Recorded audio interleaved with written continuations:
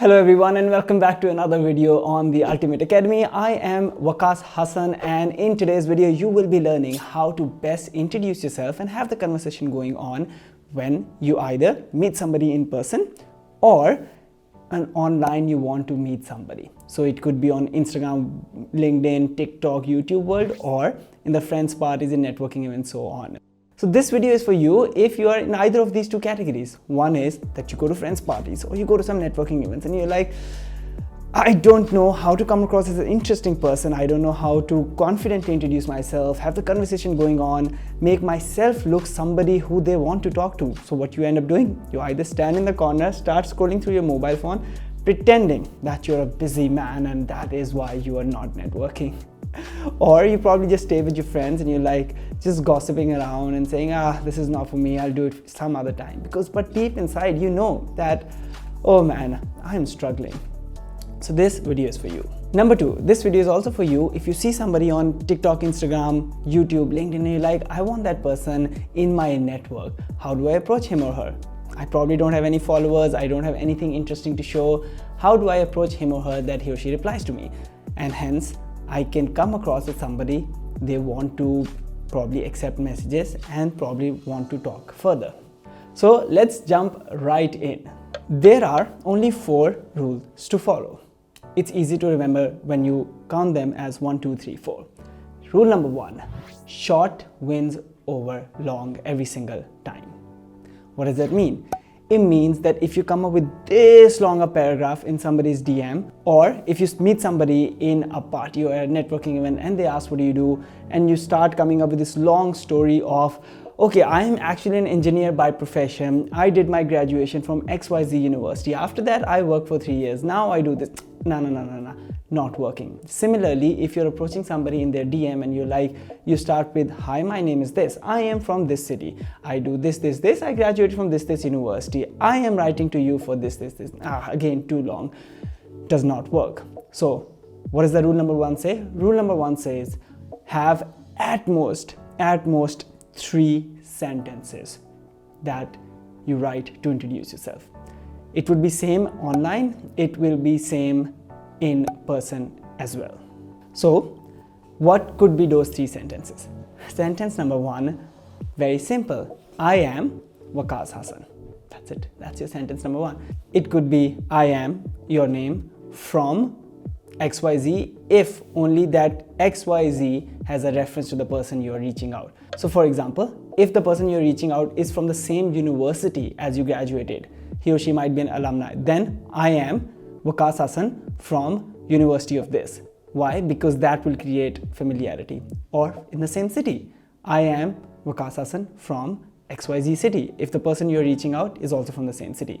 Or it could be a common friend. I am Waqas Hassan, also a friend of that person, because that person you're meeting is also a friend of that person. So what is the rule here? The first sentence is your name plus a familiarity only if it exists. If it doesn't exist, no need. I am Waqas Hassan. That's it. Sentence ends. Second sentence is what you do. Okay, it could be a student, you could be working at somewhere. That's it. And we look at in the rule number 2 how that description should be. But second sentence is what you do, blah blah blah. Now, sentence number 3. Sentence number 3 is critical. We look at it at rule number 4, but this is asking a question. Okay, we'll get back to it in rule number 4. But so far in rule number 1, you've learned short description, whether online or in person. And the first line is, I am Waqas Hassan from, only if that from has a similar reference to that person. It could be a common friend, common city, common workplace, common university. Otherwise, no need. All right, with that, let's go to rule number 2. Rule number 2 is from boring to non-boring. That's how you remember the rule number 2.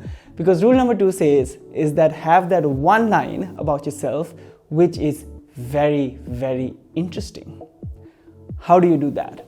You take whatever you do, whether you're studying or whether you're working at a certain profession, and then you think about it. What is an interesting way to narrate that? All the people in the world with all these fancy titles are actually doing exactly the same thing. You probably have heard of a title called Growth Hacker. Growth Hacker is a title which looks very fancy. Wow, this person is a growth hacker.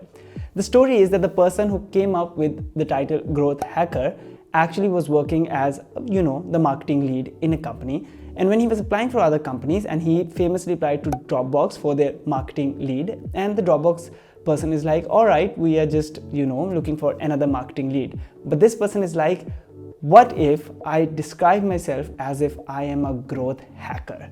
Same thing as marketing, but so much fancier. Now you might have a certain job title or certain thing you're studying, which is just what everybody else has. For example, I was working at a job for 3 years after graduation, and my title was Foresight Analyst. So when I'm meeting somebody, I'll be like, I am a Foresight Analyst from XYZ company. It just doesn't ring the bell. So I thought about it and I came up with Futurist. What that means is they're pretty much the same thing, that planning about the future, but Foresight Analyst, and that too analyst, just wasn't fancy enough. So in my meetings, whether I'm reaching somebody online or I am meeting somebody in person, I'll be like, hi, I am a futurist working at dick, dick, dick, dick, dick. What that means is coming up with a futurist title automatically makes me interesting. Now the person is like, oh, I have never met a futurist in my life. Tell me about yourself. Exact same thing happened when I came into the business world as well. So I started business in 2017, right? I could have said that I am a businessman. And the person is like, yeah, what is your business? Okay, it's just too boring. So I came up with the title, I am an internet entrepreneur. Hi, I'm Waqas Hassan, I'm an internet entrepreneur. Now the other person is like, all right, this is the first time I'm ever meeting somebody who's an internet entrepreneur. I would want to know, who is internet entrepreneur? What does he do? What do you do? And they have a lot of questions just because I have made it interesting. Lastly, another example, I am basically a content creator across my brands, Digital Nomad Academy, Ultimate Academy, Australia Yours, 30-day experiment, my Instagram 1-minute show. Across the field, I am basically a content creator, right? But what is my description? My description is, I am Waqas Hassan, I am a digital nomad. Now, digital nomad is more like a lifestyle thing, right? Because I'm traveling around the world while working digitally. But my profession is content creator. And I would tell people about content creation and my journey once they ask further questions. But my introduction is, self-made introduction is, I am a digital nomad. And now the other person is like, all right, this is the first time I'm ever meeting a digital nomad. Who is a digital nomad? What do they do? So my point in rule number 2 is, come up with just one description for yourself, which is different from what the company has given you or what you are probably studying in university. A chemical engineering major, not at all interesting. Economics major, not at all interesting. Come up with that one description for yourself, just like 2-3 words, which is interesting. When you tell other person, hi, I am Aisha, I am a something interesting, other person will be like, yes, I want to know about it. Hi, I am Jayesh, I am a interesting thing. So come up with that, and probably in the comments of this video, write your interesting titles. I will come up and reply to each one of you. Let's move to rule number 3. Rule number 3 is excited body language. People remember energies, people do not remember the words.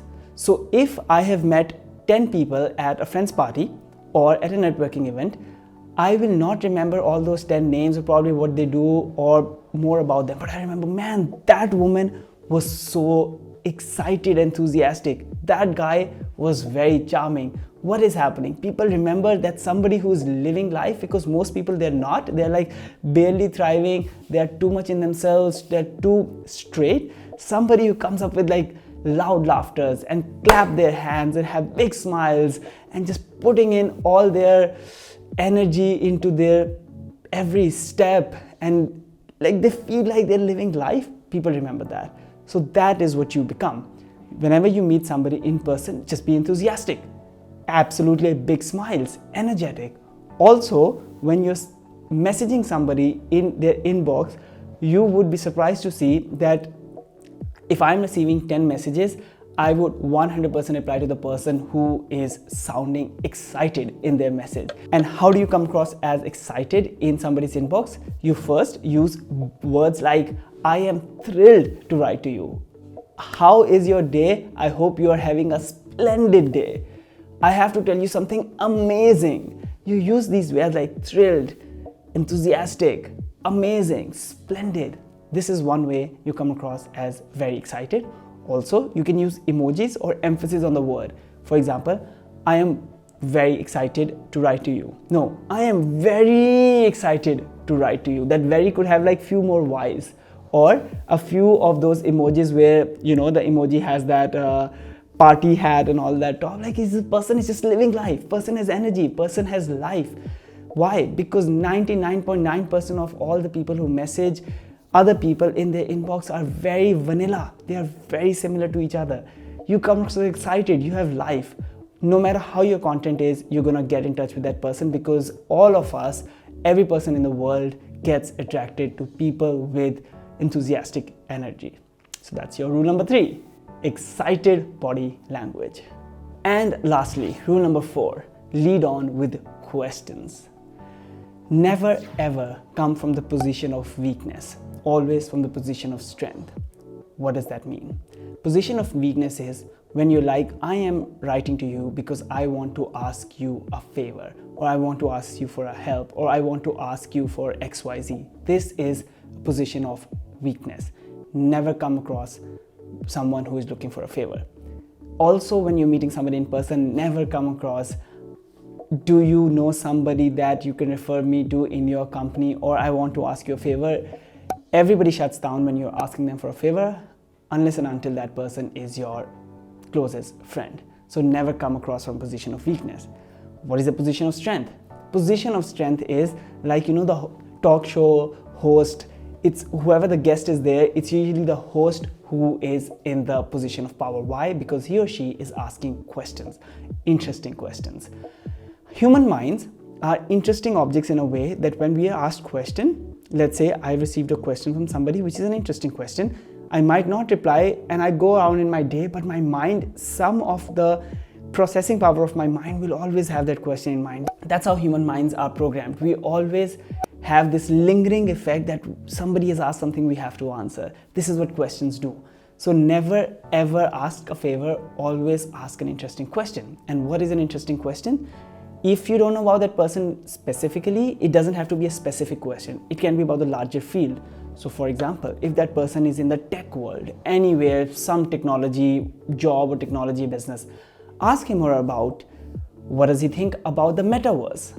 How does he think that the cryptocurrency is going to change the Web 2.0? Ask interesting questions, very generic from the field. Similarly, if the person is interested in policy, economics and stuff, ask about how the changing US-China tensions are going to affect India, for example.